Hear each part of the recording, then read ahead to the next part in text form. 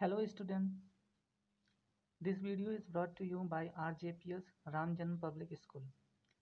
Today we are going to discuss about the chapter number first of your English grammar subject in English grammar. We will start through the definition of the sentence. So if anyone asks you what is the definition of sentence, then you have to say just a sentence is a group of word that makes complete sense. Sentence group of word होता है, please make it clear, group of word and that makes complete sense, जो क्या करता है हमें पूरा मतलब बताता है किसी एक ग्रुप ऑफ वर्ड्स का और उसका एक क्लियर और एक ऑर्डर में सीक्वेंस में अगर उसका मतलब निकलता है तो हम उसे सेंटेंस बोलते हैं। अगर फॉर एग्जांपल देखें, अगर मैं बोलता हूँ ही इज़ राम, तो इसका एक ऑर्डर में अगर इसका हम मीनिंग बोलें तो बोलेंगे वह राम है। But what about this, he Ram is, इसका मतलब है वह राम है। बट ये इंग्लिश ऑर्डर में देखा जाए तो पहले सब्जेक्ट, उसके बाद ऑब्जेक्ट आ गया है, उसके बाद वर्ब आया है, जबकि हमारा इंग्लिश ऑर्डर में पहले सब्जेक्ट होता है, फिर वर्ब होता है, फिर ऑब्जेक्ट होता है। तो एक सीक्वेंस में नहीं है, या वो यूँ बोल सकते हैं कि इसका कोई क्लियर मीनिंग नहीं है। तो सेंटेंस वो होता है जो एकदम सेंस दे, अच्छा सेंस दे, यानी एकदम गुड सेंस दे, जो हमको लगे कि पूरा मतलब बता रहा है उस सेंटेंस का। ऐसे भी बोल सकते हैं, अगर मैं तीसरा एग्जांपल लूँ, अगर मैं बोलता हूँ ही इज़, ही इज़, इसका क्या मतलब है? मैं बोल सकता हूँ कि ये ग्रुप ऑफ वर्ड है, दो वर्ड है, तो ग्रुप ऑफ वर्ड तो है, लेकिन इसका कोई मतलब नहीं है, पूरा सेंस नहीं है, तो इसको हम सेंटेंस नहीं बोल सकते। सेंटेंस क्या होता है? ग्रुप ऑफ वर्ड तो होना चाहिए, साथ में उसका पूरा मतलब निकलना चाहिए। इसीलिए इसका डेफिनेशन है अ sentence is a group of word that makes complete sense. तो मेक इट क्लियर, सेंटेंस वो होता है जो कंप्लीट सेंस दे। बस आई होप यू समझ गए होगे तुम लोग। तो अब पार्ट्स ऑफ सेंटेंस पे आते हैं। सेंटेंस तो होते हैं, suppose I am telling a example of sentence, here I am writing here. एक मैं सेंटेंस का एक एग्जाम्पल यहाँ पे लिखता हूँ और बोलता हूँ let the Ram, Ram is playing football in the field, Ram is playing football in the field. तो कैन यू से इट इज अ सेंटेंस और not, whether it is sentence और नॉट। अगर कोई पूछता है कि सेंटेंस है कि नहीं, तो क्या तुम बोल सकते हो कि सेंटेंस है? सेंटेंस होने के लिए दो चीज़ होने चाहिए, वो तो एक तो ग्रुप ऑफ वर्ड होना चाहिए, कई सारे वर्ड एक साथ लिखे होने चाहिए, साथ में उसका पूरा एक मीनिंग कन्वे करना चाहिए वो सेंटेंस, तभी हम उसको बोलेंगे कि एक सेंटेंस है। हिंदी में वाक्य बोलते हैं ना। तो ये ऑब्वियसली ये क्या कर रहा है, एक पूरा मीनिंग कन्वे कर रहा है कि राम फुटबॉल खेल रहा है फील्ड में, यानी राम जो है खेत में या फुटबॉल खेल फील्ड में फुटबॉल खेल रहा है। ओके, तो इफ़ आई विल आस्क, ये तो एक सेंटेंस है, तो क्या हम इसको दो भागों में बांट सकते हैं? तो सेंटेंस को हम दो पार्ट्स में डिवाइड करते हैं। ध्यान से सुनना, मैं पार्ट्स की बात कर रहा हूँ, सेंटेंस को दो पार्ट्स में डिवाइड करने की बात कर रहा हूँ, टाइप्स की बात नहीं कर रहा हूँ। इसलिए सेंटेंस के दो पार्ट्स होते हैं, सिर्फ अंग होते हैं। जो पहला होता है जो शुरुआत में होता है, इनफैक्ट ये पहचानने का तरीका है कि शुरुआत में जो होता है हम ऑब्वियसली उसको बोल देते हैं सब्जेक्ट, लेकिन हर बार नहीं होता कि ये शुरुआत में ही हो। और उसको छोड़ के बाकी जितने बचे होते हैं उनको बोला जाता है प्रेडिकेट। यानी बोल सकते हैं राम एक सब्जेक्ट है, अभी बताते हैं कि आखिर होता क्या है। राम एक सब्जेक्ट है और ये जो is playing football in the field वगैरह वगैरह जो भी बचा, सब्जेक्ट के अलावा जो भी बचा वो क्या है? प्रेडिकेट है। अगर डेफिनेशन से देखें, मैंने बोला ना कि हमेशा सब्जेक्ट पहले नहीं आता है, तो अगर सब्जेक्ट पहले नहीं आया तो पहचानेंगे कैसे? तो हमको अब ये पता होना चाहिए कि आखिर सब्जेक्ट होता क्या है। Subject is something about which something is said. Subject कुछ ऐसा चीज़ है जिसके बारे में कुछ कहा गया हो। इस सेंटेंस में अगर मैं बोलूँ Ram is playing football in the field, तो इसका मतलब है इस जितने ये वाला जो वर्ड, ये वाले जितने ग्रुप ऑफ वर्ड्स हैं, इनसे ये पता चल रहा है कि कोई है जो फुटबॉल खेल रहा है, फील्ड में फुटबॉल खेल रहा है, कोई है जो फुटबॉल खेल रहा है फील्ड में। आखिर इस पूरे सेंटेंस में बात किसके बारे में हो, किसके बारे में हम लोग बात कर रहे हैं, ऑब्वियसली राम के बारे में।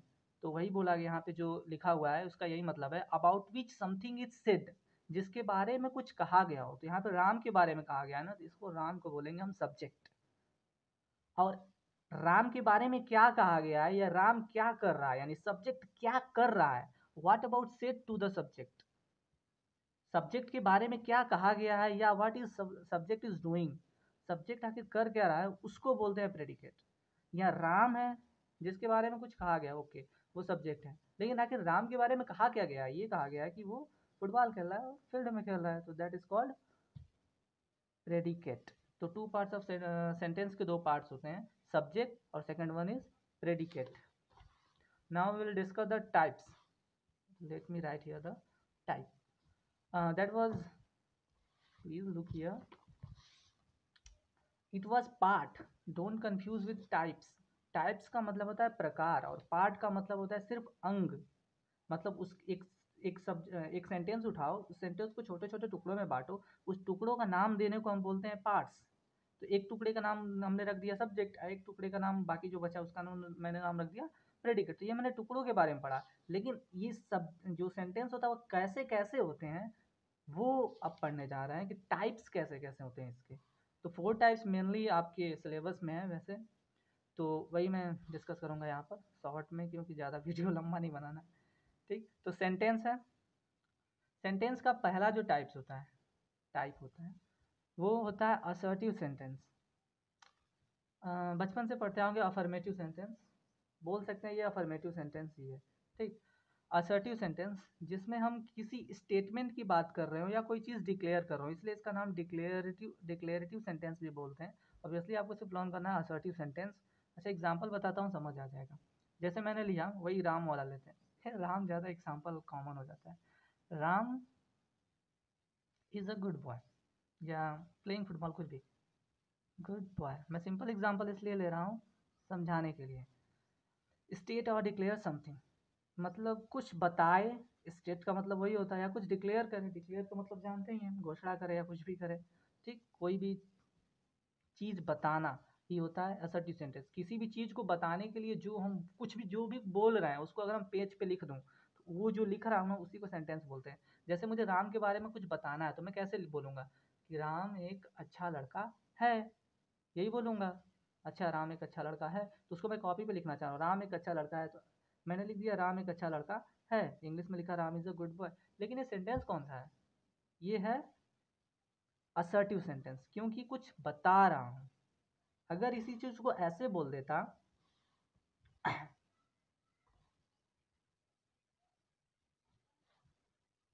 राम के बारे में कुछ और भी बता सकता हूँ कि Ram is not a good boy, Ram एक अच्छा लड़का नहीं है, ये भी बोल सकता हूँ। तो इसको नेगेटिव सेंटेंस बोलते हैं। वैसे असर्टिव सेंटेंस में ही आता है दोनों। ठीक, तो अगर किसी के बारे में कुछ बताया जाए तो उसको असर्टिव सेंटेंस बोलते हैं। सिंपल, ये फुल स्टॉप से एंड होता है, पहचानने का तरीका है। ठीक, कि अगर फुल स्टॉप से एंड हो रहा है और उसमें सिंपली बात की गई हो किसी की, तो वो होता है असर्टिव सेंटेंस। किसी से कोई क्वेश्चन नहीं पूछा गया, बस उसके बारे में कुछ बताया गया हो या स्टेट किया गया हो, डिक्लेयर किया गया हो, तो उसको हम बोलते हैं असर्टिव सेंटेंस। दूसरा जो टाइप है वो इंट्रोगेटिव सेंटेंस है। इसमें कुछ बताया गया हो, लेकिन अगर मैं एक ऐसा सेंटेंस पूछूं, जैसे मैं एक सिनारियो देता हूं, अगर मान लीजिए as I am a teacher, मुझे आपसे कुछ क्वेश्चन पूछना है, मुझे कुछ पूछना है आपसे, तो मैं क्या पूछूंगा। सपोज कर लिए मुझे सेंटेंस की डेफिनेशन पूछनी है आपसे, तो एग्जैक्टली मैं आपसे पूछूंगा क्या, यही ना कि बच्चों बताओ सेंटेंस की डेफिनेशन क्या होती है। अगर मैं इसको लिखूं तो यही ना बोलूंगा, tell me what is the definition of sentence.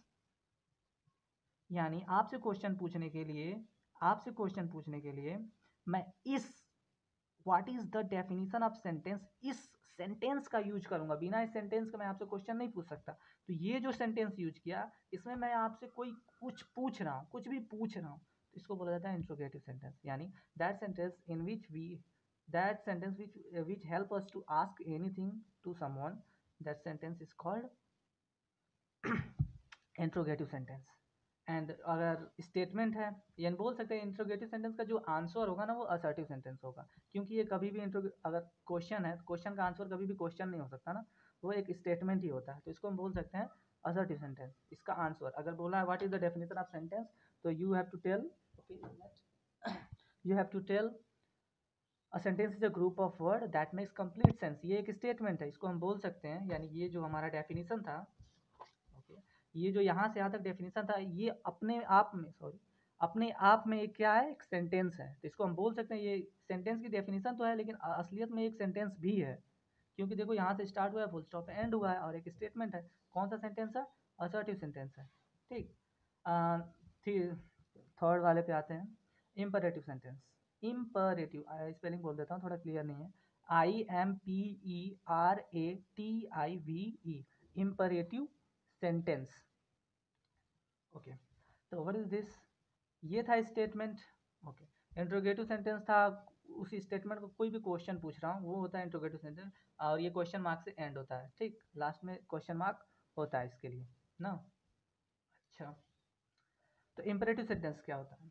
ये एक असर्टिव सॉरी असर्टिव सेंटेंस की तरह ही होता है, लेकिन इसमें स्टेटमेंट तो होते हैं, लेकिन ये थोड़ा बोल सकते हैं कि असर्टिव सेंटेंस का एक स्पेशल केस होता है। फुल स्टॉप से तो एंड होता है, ओके, फुल स्टॉप से एंड होता है, लेकिन एक इसका स्पेशल केस होता है। इस अगर कोई ऐसा सेंटेंस है जिसमें हम किसी कमांड की बात कर रहे हो, कमांड का मतलब समझ रहे होंगे, COMMAND, कमांड यानी आदेश दे रहा हो, कोई ऐसा सेंटेंस, जैसे बोल रहा हूँ जाओ मुझे पूरा चैप्टर याद करके सुनाओ, ठीक है, if I am telling you कि जाओ जल्दी से मुझे चैप्टर का पूरा चैप्टर लर्न करके सुनाओ, तो I am giving you order. तो ये जो ऑर्डर वाला सेंटेंस था ना, जाओ जल्दी से चैप्टर याद करके सुनाओ, इस पूरे सेंटेंस को हम बोलेंगे इम्परेटिव सेंटेंस। तो कमांड हो या ऑर्डर हो, बात वही है, दोनों सेम है ना। या एडवाइस हो, या बोल सकता हूँ, जरूरी थोड़ी ना मैं तुमको धमकी दूँ, ऑर्डर ही दूँ, ऐसा भी मैं कुछ एडवाइस भी कर सकता हूँ, प्लीज़ लर्न दिस चैप्टर, कृपया करके इसको लर्न करो। तो ये जो सेंटेंस था ना मेरा, वो क्या था? इम्परेटिव सेंटेंस था। ये रिक्वेस्ट था, सॉरी, रिक्वेस्ट करता हूँ यानी प्लीज़ लर्न दिस चैप्टर, तो हम बोलेंगे इम्परेटिव सेंटेंस। एडवाइस, जैसे बोलो तुम्हें अपने मम्मी पापा का आदर करना चाहिए, तो ये जो सेंटेंस बोला ना, तुम्हें अपनी मम्मी पापा का आदर करना चाहिए, यू शुड ओबे योर पेरेंट्स, तो ये जो सेंटेंस है ना, इसको हम बोलेंगे इम्परेटिव सेंटेंस। एग्जाम्पल के लिए एक लिख लो, एडवाइस में एडवाइस दे रहे हो, जैसे यू शुड ओबे, ओबे का मतलब होता है आदर करना चाहिए, योर एल्डर्स या योर पेरेंट्स ना, पेरेंट्स।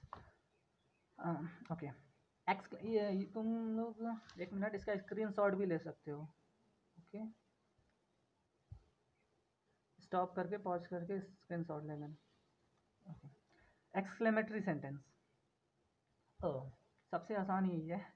एसर्टिव सेंटेंस कोई स्टेटमेंट, सॉरी, एसर्टिव सेंटेंस जो कोई स्टेटमेंट बता रहा है, इंट्रोगेटिव जो कोई क्वेश्चन पूछ रहा हो, इंपरेटिव जो कोई एडवाइस दे रहा हो या सजेशन दे रहा हो या रिक्वेस्ट कर रहा हो, तो हम इंपरेटिव सेंटेंस बोलते हैं। या बोल ये जैसे ऐसे बोलते हैं ना, तुम्हें ये काम नहीं करना चाहिए, तुमको चोरी नहीं करना चाहिए, ये काम मत करो, बाहर जाओ, ये ऑर्डर ऑर्डर जितने हैं ना, ये सब के इंपरेटिव सेंटेंस है। ठीक है, मैं हिंदी में एग्जांपल दिया, सॉरी। एक्सक्लेमेटरी सेंटेंस समझाने के लिए था। एक्सक्लेमेटरी सेंटेंस, ओहो, इसका मतलब है अगर कोई सडन या सरप्राइज वाली फीलिंग है ना, उसको तुमको एक्सप्रेस करना है लिख कर, यानी लिखोगे या बोलोगे, तो अगर उसको लिखते हो तो सेंटेंस में ही लिखोगे, तो वो वाला सेंटेंस जो बनेगा ना, उस सेंटेंस को बोलते हैं एक्सक्लेमेटरी सेंटेंस।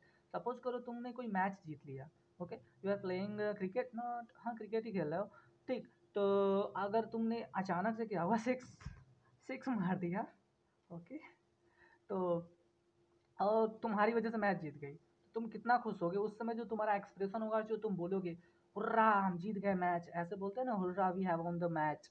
तो ये जो पूरा सेंटेंस था ना, एग्जांपल लिख देता हूँ यहाँ पर, hurrah, sorry, hurrah, exclamation mark होता है, we have won the match, ये इंटरजेक्शन है, वी हैव वॉन, वॉन का मतलब होता है जीत गए ना, the match.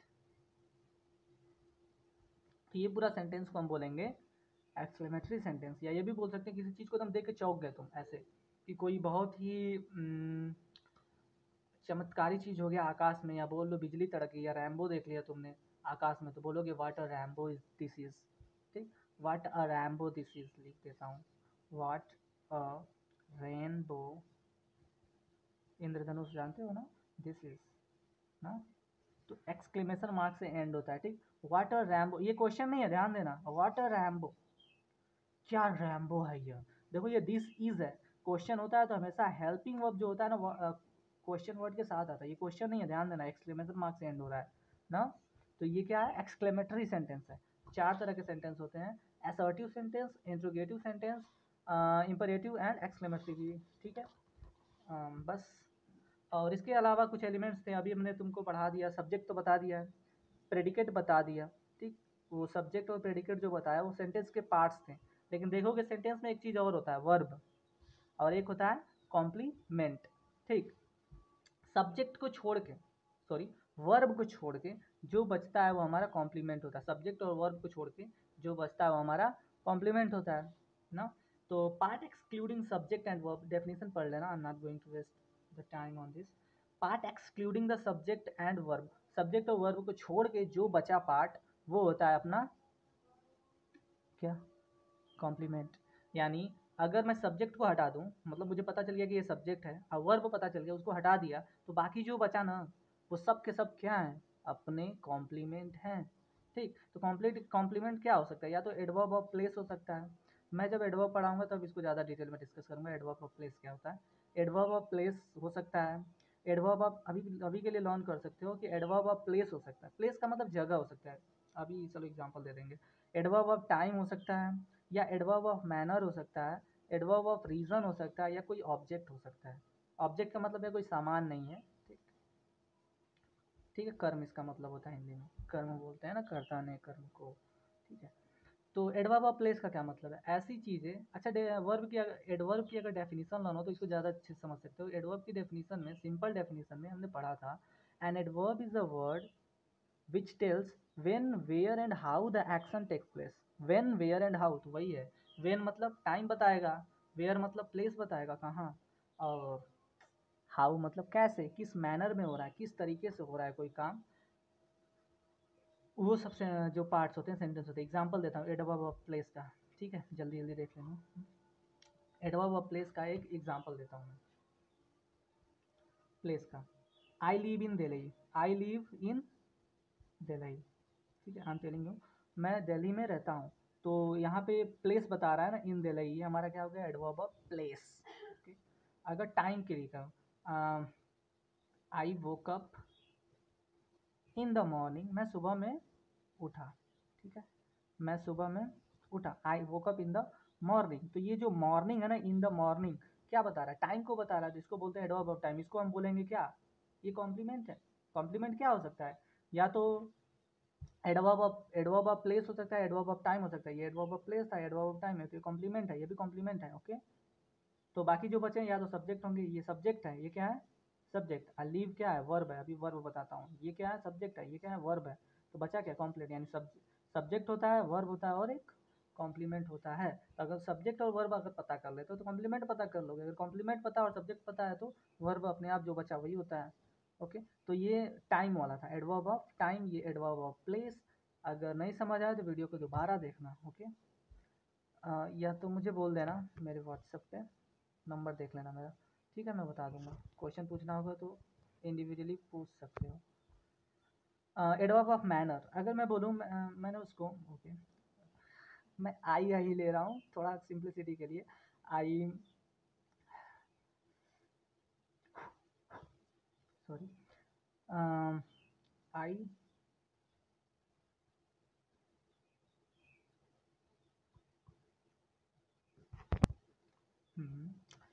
I rain quickly, मैं बहुत तेज़ी से दौड़ा।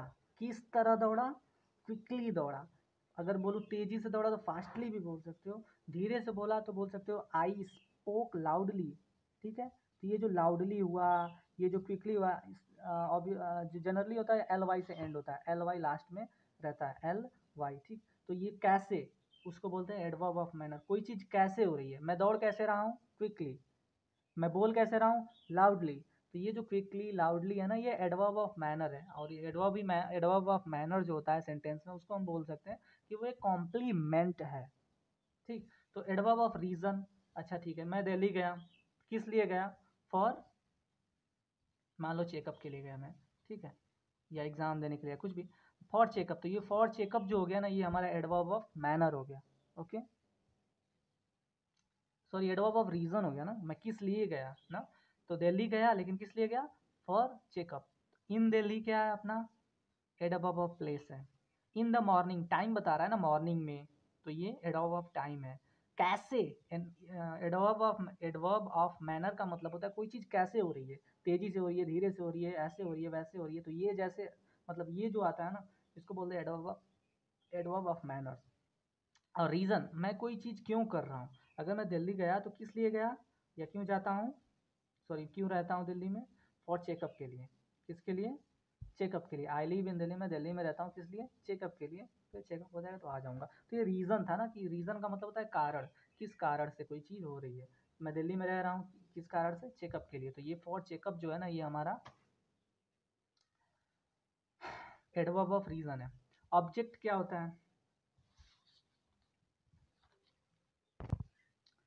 ऑब्जेक्ट क्या होता है, एक मिनट जगह है, एक मिनट, टाइम वेस्ट हो रहा है। ठीक है, ऑब्जेक्ट क्या होता है, अच्छा, अगर मैंने वो, अगर क्या बोलते हैं, अगर मैं दिल्ली गया चेकअप के लिए गया ना, या छोड़, दूसरा एग्जांपल लेते हैं, राम राइट्स अ लेटर, अगर राम क्या करता है, लिखता है एक लेटर, क्या लिखता है, एक लेटर को लिखता है, तो राम लिखता है, ओके, राम जो कर रहा है उसका परिणाम, यानी उसका आंसर क्या निकल रहा है, कि वो एक लेटर लिख चुका या लिखता है, तो उसका जो आंसर निकलने वाला है वो लेटर ही आने वाला है, कि वो लिखता है, तो क्या लिखता है, लेटर। अगर इसको दूसरा एग्जांपल लें,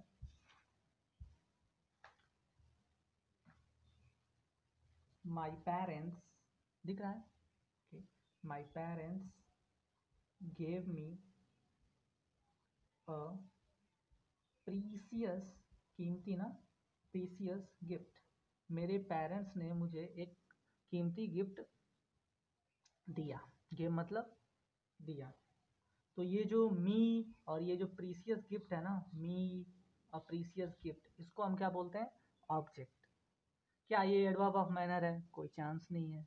अब adverb of manner, sorry adverb नहीं है कोई, ना एडवर्ब ऑफ प्लेस, ना एडवर्ब ऑफ टाइम, ना एडवर्ब ऑफ मैनर, ना एडवर्ब ऑफ रीजन, तो ऑब्वियसली जब ये सब नहीं है तो ऑब्जेक्ट है। ठीक, तो my parents gave me a precious gift, देने जो वो दे रहे हैं उसका रिजल्ट क्या है, प्रीसियस गिफ्ट, किसको दे रहे हैं, मुझे दे रहे हैं, मी। ठीक, तो ये दोनों क्या है, ऑब्जेक्ट है। ऑब्वियसली ये फर्स्ट ऑब्जेक्ट है, ये सेकंड ऑब्जेक्ट है, ये मैं अलग वीडियो में बताऊंगा, टाइम वेस्ट नहीं करना चाह रहा ना। डायरेक्ट इनडायरेक्ट बोलते हैं जिसको, डायरेक्ट ऑब्जेक्ट, इनडायरेक्ट ऑब्जेक्ट, अभी समझ लो ऑब्जेक्ट है ना। तो वर्ब बता दें, वर्ब तो जानते हो, अगर हिंदी वर्ड बोल रहे हो, अगर जिसके अंदर ना आता है, जैसे खेलना, कूदना, बैठना, ना जहाँ पर आ गया ना, जिसके हिंदी वर्ड में, अगर इंग्लिश का हिंदी बनाओगे तो हमेशा ना आएगा, अगर ना आ गया तो वर्ब होता है, जैसे खेलना, कूदना, राम फुटबॉल खेल रहा था फील्ड में ना, तो राम फुटबॉल खेल रहा है फील्ड में, फील्ड में क्या कर रहा है, खेल रहा है, तो ये जो खेल है ना, खेल बना किससे, खेलना से ना, तो खेलना यानी प्ले जो होगा अपना, वर्ब होगा। लिमिस रहना वर्ब होगा। वोकअप मतलब उठना, ना आया कि नहीं, उठना, तो ये क्या है, वर्ब होगा, तो वर्ब समझ गए होगे, उठना ना। चलो अब एक बार पूरा रिवाइज कर लेते हैं ना, जो ज़्यादा लंबा वीडियो हो गया। तो सेंटेंस क्या होता है, ओके, ग्रुप ऑफ वर्ड होता है जो कंप्लीट सेंस देता है। दो पार्ट्स होते हैं, सब्जेक्ट और प्रेडिकेट।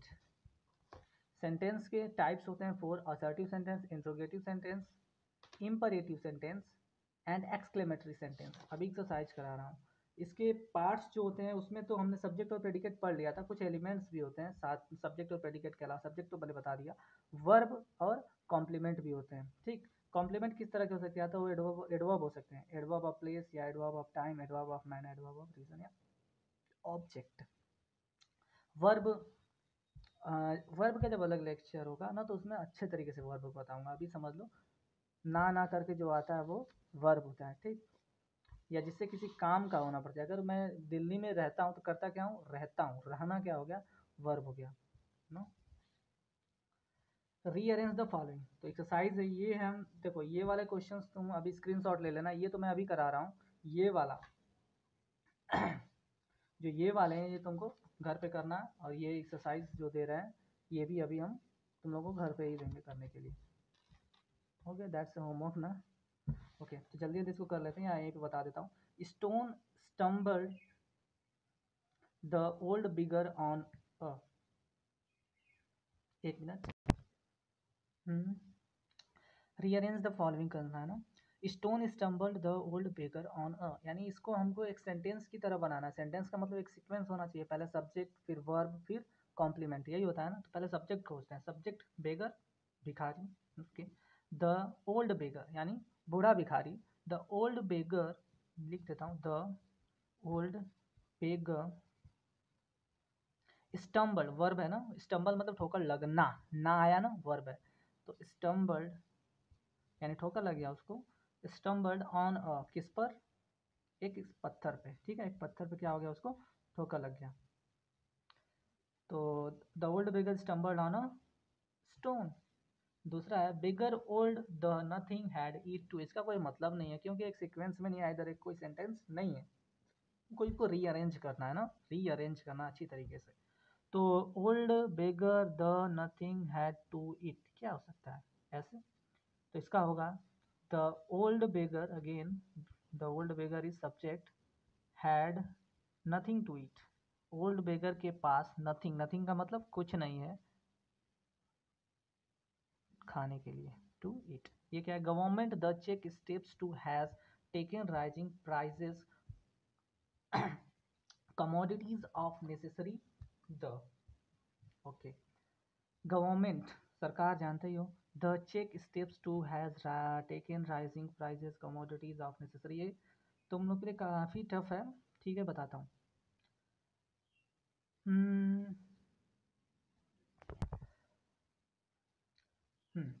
द पहले बोलेंगे has the government has the government the government has to, फिर the government has to taken,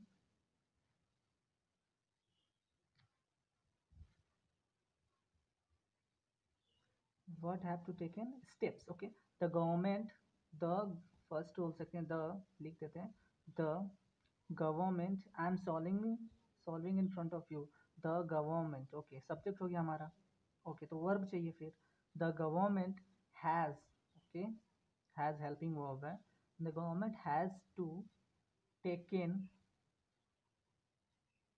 not has to है क्या, नहीं, the government has taken steps, ठीक, the government has taken steps to check the rising price, okay अभी मतलब बताता हूँ, ये क्वाइट टफ है ना, rising price of necessary commodities, commodities lengthy हो गया, the government has taken, sorry, taken steps to check the rising price of necessary commodities, commodities मतलब वस्तुएं हो सकती होती है ना, सामान। तो को गवर्नमेंट ने क्या वो लिया है, एक स्टेप लिया है, मतलब एक कदम उठाया है चेक करने के लिए कि जो हमारी आवश्यकता वाली चीज़ें हैं, सामान हैं, उसकी बढ़ते हुए कीमतों के लिए क्या किया है, कोई कदम उठाया है ना। तो यही इसका मतलब है, एक सेंस बनाता है कि गवर्नमेंट ने कोई कदम उठाया है, एक कदम उठाया है बढ़ते हुए प्राइज़ों को देखते हुए ना, चेक करने के लिए, ठीक। तो अच्छा थोड़ा अगर ये लेंदी हो गया ना, मैं थोड़ा सिंपल एग्जांपल लेता हूँ। अगर मैं बोलूँ ओके, सॉरी, अगर मैं बोलूँ मेरा नाम राम है, मेरा नाम राम है, ओके, तो ये ठीक है। अगर मैं इधर का उधर बोलता हूँ, है नाम, सॉरी है राम नाम मेरा, तो ये एक सीक्वेंस में नहीं है, तो इसी को सीक्वेंस में ही कर रहे हैं यहाँ पर, बस वो इंग्लिश में। अगर इसी को इंग्लिश में लिखता, राम इज नेम माई, तो अगर मैं बोलता इन चीज़ों को एक सीक्वेंस में बैठाओ तो यानी एक सेंटेंस बनाओ, तो तुम यही ना बोलोगे माई नेम इज राम। अगर जिसको थोड़ा बहुत ट्रांसलेशन आता होगा वो आसानी से कर लेगा, क्योंकि ये थोड़ा टफ था, ठीक है। अब मैंने जो आप लोगों को करने के लिए दे रहा हूँ ना वो इजी दे रहा हूँ, ठीक। थोड़ा इसलिए थोड़ा एक इजी एग्जांपल समझा रहा था कि अगर सबसे पहले सब्जेक्ट होगा, याद रखना सबसे पहले सब्जेक्ट, फिर एक वर्ब होगा, फिर एक ऑब्जेक्ट या बोल सकते हो कॉम्प्लीमेंट होगा। तो हमेशा सबसे पहले सब्जेक्ट और वर्ब तो होना ही है, तो सबसे पहले सब्जेक्ट और वर्ब को खोजोगे, ओके। तो रीअरेंज ट्राई करना, नहीं आएगा तो मैं इसको अलग से फिर से बता दूंगा, ठीक। मुझे लग रहा है ज़्यादा लेंदी हो गया ये।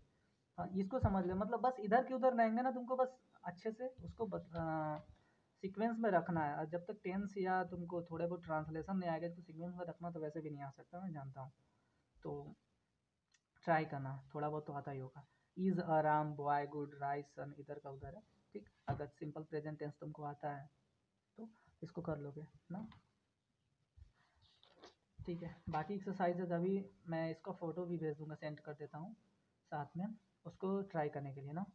Recognise the sentences and their types, इन सेंटेंसेस को देखना है और बताना है कि ये कौन सा सेंटेंस है। एक्सक्लेमेटरी सेंटेंस है, मतलब टाइप्स वो था ना अभी पढ़ाया था, एक्सक्लेमेटरी या इंपरेटिव है, कौन सा सेंटेंस है, ओके ना। ये क्वेश्चन मार्क है यहाँ पर, तो क्वेश्चन मार्क है तो जानते ही हो कौन सा सेंटेंस होगा। Pick out the subject and predicate, इसमें सब्जेक्ट कौन है और प्रेडिकेट कौन है वो बताना है। अच्छा मैं एक चीज़ बताना भूल, चलो बता देता हूँ, ठीक। इसमें कौन सब्जेक्ट है कौन प्रेडिकेट है ये बताना, इस सेंटेंस को पढ़ना, अभी मैं भेज देता हूँ photo. Right the elements underline below, अभी एलिमेंट्स पढ़ाया ना, सब्जेक्ट है, वर्ब है, कॉम्प्लीमेंट है, तो ये बताना ये कौन सा एलिमेंट है, क्या ये सब्जेक्ट है, क्या ये वर्ब है या कॉम्प्लीमेंट है, कौन सा कॉम्प्लीमेंट है ये, ठीक। कॉम्प्लीमेंट अभी बताया था ना, एग्जाम्पल अगर पीछे वीडियो करके देख लोगे तो पता चल जाएगा। Loudly at a verb of manner है, ठीक। फॉर मनी, किसके लिए मैं सेवा करता हूँ, किसके लिए, फॉर मनी के लिए, तो ये जो होता है पता नहीं, देख लेना। एडवर्ब ऑफ रीज़न है ना, दिल्ली वाला एग्जांपल दिया ही था। टुमारो समय बताता है ना, टाइम, एडवर्ब ऑफ टाइम है। हाँ ट्राई करना, इसको मैं दोबारा सॉल्व करके भेजूंगा, ओके। अगर नहीं किए हो तो नहीं भेजूंगा, अगर मुझे एक भी नहीं आया आंसर गलत सही तो पक्का नहीं भेजने वाला। कम से कम गलत सही सॉल्व करना, अगर डेडिकेटेड हो पढ़ाई में तब। एक चीज़ बताना था यहाँ पर, अच्छा इम्परेटिव सेंटेंस बताया था ना, बस वीडियो ख़त्म करता हूँ। इम्परेटिव सेंटेंस बताया था जो ऑर्डर दे एडवाइस दे, तो ऐसे बोलते हैं ना, स्टैंड अप, स्टैंड अप ये बोलते हैं ना हम लोग। तो इसमें वर्ब ठीक है, स्टैंड अप खड़े हो जाओ, लेकिन मैं किसको बोल रहा हूँ, तुम खड़े हो जाओ, तो इसमें बोल सकता हूँ ना यू स्टैंड अप। तो देखो यू मैंने नहीं बोला, फिर भी वो समझ जाएगा कि मैं उसको बोल रहा हूँ, क्योंकि यहाँ उसको देख के बोल रहा हूँ, लेकिन मैं लिख के तो नहीं बता सकता ना, तो इसलिए इसको मैं साइलेंट कर देता हूँ। तो अगर मैं पूछूंगा स्टैंड अप में सब्जेक्ट कौन है, तो तुम बोलोगे सब्जेक्ट इम्प्लाइड है, सब्जेक्ट क्या है, छुपा हुआ है, ठीक, वो यू है ना। ये क्या है ना, प्रेडिकेट है, तो इसमें सब्जेक्ट छुपा हुआ है, दिख नहीं रहा है ना, तो ऐसे होते हैं इंपरेटिव सेंटेंस भी ना, ठीक है। गो एंड सिट डाउन नहीं बोलते हैं, जाओ और बैठ जाओ, मैं किसको बोल रहा हूँ, गो एंड सिट डाउन, ठीक। किसको बोल रहा हूँ, you go and sit down, तो यू क्या है, इम्प्लाइड है, छुपा हुआ है, तो ऐसे सेंटेंसेस भी होते हैं ना। मैंने इसलिए बताया क्योंकि मैंने क्वेश्चन में यहाँ पर दिया हुआ है, ठीक है। ध्यान से अगर देखोगे तो मिल जाएगा, यहाँ पे स्टैंड अप दिया है, बी काइंड एंड सिंपैथेटिक दिया है। अब किसको बोलना ये नहीं मैंने बोला है, तो बोल सकते हो सब्जेक्ट क्या है, छुपा हुआ है, और ये क्या है आपका प्रेडिकेट है। अच्छा इसका मैं अभी स्क्रीन शॉट भेजता हूँ, and thank you for watching, bye bye.